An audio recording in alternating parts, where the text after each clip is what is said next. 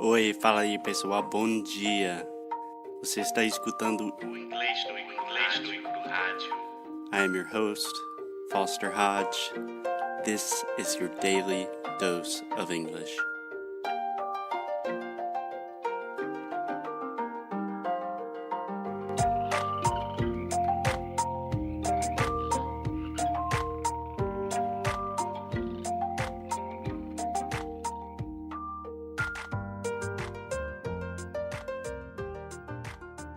Hey, Alexia. Welcome to another episode of Inglês do Rádio. What's up? Hey, Foster. How are you? I'm doing just fine. How are you? I am fine as well. That's great. Great. So, Alexia, today I believe is part 4, part 5. I believe I can fly. Yes.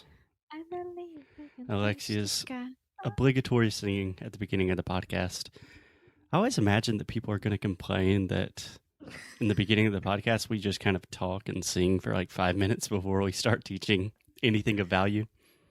But so far, They no love complaints. us. They love us. Yeah. And if they don't love us, stop listening to the show. Yeah. We don't want haters. Haters going to hate.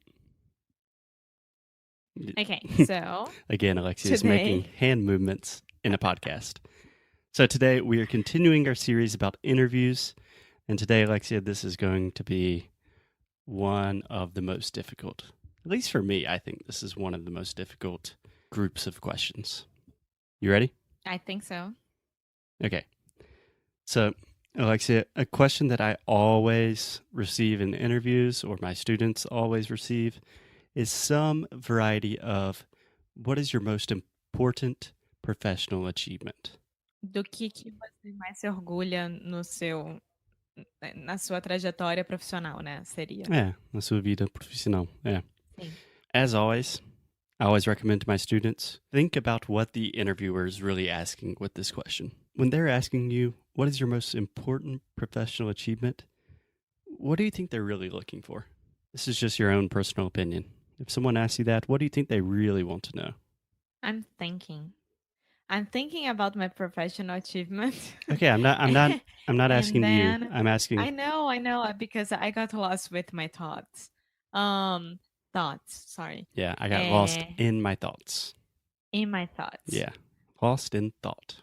It's a good phrase. So, we have talked a lot about how the interviewer, many times, he's not trying to, he or she, obviously, 2018, #feminism.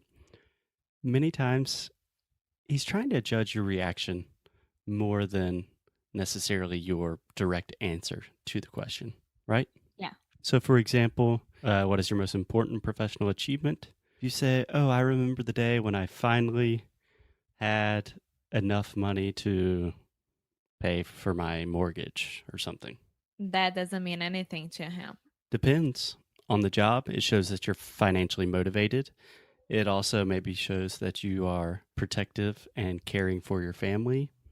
Or it could show that all you care about is money. Yeah, but I thought that the professional achievement, like having money to pay your mortgage, it's a personal thing, you know? I would answer that. Yeah. So that's an important part of this question is how much do you want to make it personal? How much do you want to make it professional? Yeah. So you can interpret this question in a lot of ways. And that is why I think it's so damn difficult. So, do you want to ask me? Yeah. Foster? Hello. Hey. Hi. What is your most important professional achievement? That's a great question. Thank you for asking. So if you always need just a moment to think about anything in the interview, say, good question. That's a good question. Yeah. Good question. Well, Let me think about that for a second. You know, you're pretending that it's the first time you've heard it. you know that when I was studying English back in Britannia, where I studied, Mhm. my Canadian teacher, he will always say to us, if you are in doubt or you don't know what to answer, you always say, well, let me think about it. It's always this. Yeah, that's pretty good because Yeah. normally the other person will just say something because they feel awkward that you're not saying anything. Yeah, but you have to be in the character, you know? Yeah. You have to be like, well, let me think about it. What do you mean? I mean something like that. Yeah. Gives you some time to think. Yeah. My most important professional achievement, it's kind of a long story, but I'll give you the short version. This might seem a little weird saying that my most professional achievement is when I decided not to have a job. But to make a long story short, I studied in university and then I taught English for a few years. I worked in different jobs in technology and education as a teacher. And then I got my international business degree. After business school in the US, everyone is expecting that you are going to take a high salary job, one of those jobs that just kills your soul and working in an office all day. And I knew very well that that was just not for me. So this was like a real kind of crisis in my life. But after a lot of thought and deliberation, I decided that I wanted to be a teacher full time. So I started teaching. I moved to Brazil. I started my first company, which I think most people don't know about. But if you're interested, Alexi and I also have another podcast called Karaoke Connection, where we teach Brazilian Portuguese to English speakers. Pra esse gringo tudo. Yeah, if you want to hear Foster embarrassing himself in Portuguese, it's probably good for some laughs. Really, that kind of jump, that new period in my life where I decided that I'm going to be in control of things, that I'm going to work as hard as I need to, that I'm not going to let other people write the rules for my life. That is definitely the most important achievement, probably of my life, professionally, personally, because it affected so many different areas. I would not recommend that answer for most people. Probably I would not recommend that answer to anyone. But it's the truth. Yeah. I was thinking about mine. I think that my most important professional achievement was when I got fired from Porta dos Fundos. Só para vocês saberem, a Viacom comprou Porta e aí muita gente foi mandada embora nessa história. E eu fui uma delas. Eu trabalhava há 4 anos no Porta dos Fundos e aí me mandaram embora em junho, julho do ano passado. English podcast. And then stop. That I can say some things in Portuguese. So it's a context. Okay, you can do what you want, Emma. Thank you. I am my own boss. That's my most important professional achievement. That's why. So when I got fired, I didn't know what to do. And then Foster and we decided to start Inglês no Cru for real, full time, only with that and Carioca Connection.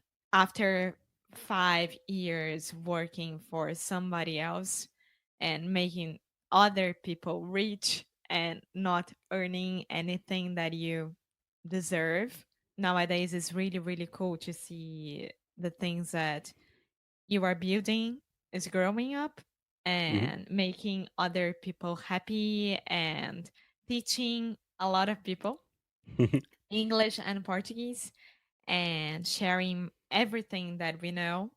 And it's really, really good. That's awesome. Yeah. Yeah. So Alexia had the courage to quit her job only when we were starting our second company, when I was already broke with no money in one company.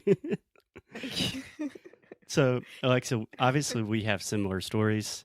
I think that this kind of story, like a big life transformation, is good in some context. Perhaps if you are applying for a certain kind of position that requires a lot of flexibility or a lot of entrepreneurship kind of skills, then that's great. Maybe if you're applying for a position at a startup, then this kind of story works really well. For most just typical corporate jobs, I would recommend choosing a really important project, the most important project that you have in your life. Tell as much as you can about why that project was important to you and the things that you did to help that project succeed. Yeah. If I think about my years at Porta, I could say about Tutorial, which is the games channel from Totoro Oi, tutorial. that we created all by ourselves. Totoro, Gustavo Chagas, and me. That's it. Yeah, So I would tell them about it. I think that's a great idea. I always recommend choosing a personal project, but really trying to create a narrative and create a story around that project. So you don't want to say, like, so we started the channel, we did this, and we recorded the videos. You really want to say, like, All your responsibilities, what you yeah, done. yeah, you have to make a story. People love stories. So, Alexia, this question is connected to another question, which is super hard. I have received it many times, and my students get it probably less frequently than the first question, but it still appears every now and then. So, this question is, why should we hire you? I've had 2 interviews where before the interviewer said anything, she said, "Okay, let's just be direct. Can you tell me why you are the best person for this job?" And I was like, okay, I'm just going to start with my little pitch I memorized. My name's Foster. I was born in South Carolina. I'm a very good boy. Everyone likes me. Again, Alexia, do you have an idea of what the interviewer is looking for when they say, "Why should we hire you?" In terms of your reaction, what do you think they are observing in your reaction? If you know what to answer calmly and very directly. I don't know. Yeah, I think one is, yeah, they're trying to see if you're freaking out or not. Yeah. Like, why should we hire? Why not? I mean, look at me. Yeah. Do you know my name? My name is Alexia Souza. Sabe com quem você está falando? Você não tem ideia do que você está falando. Yeah. So, do you have an idea of how you would answer this question? And no, because I would get confused with the other episode that we done, the greatest strengths. Mm-hmm. So I would get confused with that. Okay. So, why I think these are different. Greatest strengths, obviously, they're observing your reaction as well, but they're thinking more about kind of your qualities, who you are as a person, if you're a good company and cultural fit. With why should we hire you? I think the most important thing is they're looking for unique qualities that you have, that you've thought about, and that you can articulate and speak to your experience to that no one else has. So, why are you the best candidate? So, for example, let's imagine that I am applying for a job at an English school as an English teacher in Brazil, and they say, "Foster, let's get straight to the point. We have a lot of English teachers that we are interviewing. Why should we specifically hire you?" Then I could talk about my background in phonetics. Very few English teachers are native English speakers from the US that also have a deep knowledge of phonetics that can teach students how to use their mouths. I imagine no one in the school right now knows how to do that. And that's probably why most of these students still don't speak English fluently. And I am uniquely qualified to do that. I've been doing it for 10 years. Look at any of my stuff on the internet. Hire me now. You know that I would hire you. Yes, Emma. You already hired me pretty much. Yeah, we're going to have a team meeting after this about who's the boss. Again, I like to work with some scripts. Yeah. So if you can build a script for that, you won't get in trouble at all. Absolutely. Absolutely. And it's always depends on the job. So, for example, if you are applying for an internship or an entry level position, you don't need to say something like, "Hey, I'm the only person that can do this job." You know, "I'm uniquely qualified to do this job better than anyone." If you say that, they're like, "Okay, great, whatever."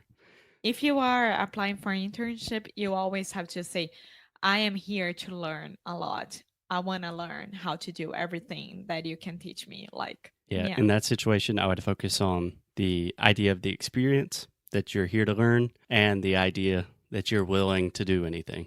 That I'm here to learn and I'm going to work my butt off. Yeah, just to make it clear, internship is estágio.